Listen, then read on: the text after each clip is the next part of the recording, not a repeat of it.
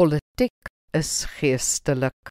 Micha 6 vers 8 sê, wat anders eis die Here van jou, as om net te doen wat reg is, om troue liefde te bewys, en om nederig die pad saam met jou God te loop.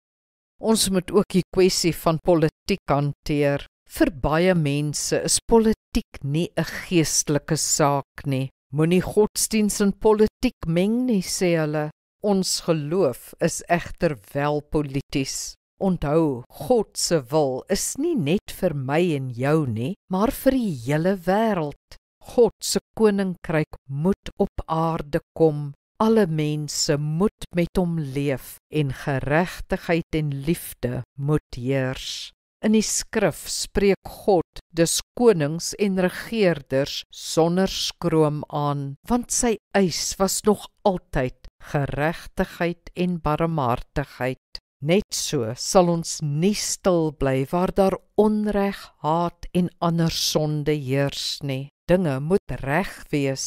In daardie sin praat Christene wel politiek. Hoe jy dit persoonlik doen en vir wie jy stem is 'n ander gesprek, maar eers moet ons net bevestig, politiek is 'n geestelike saak. Kom ons bid saam.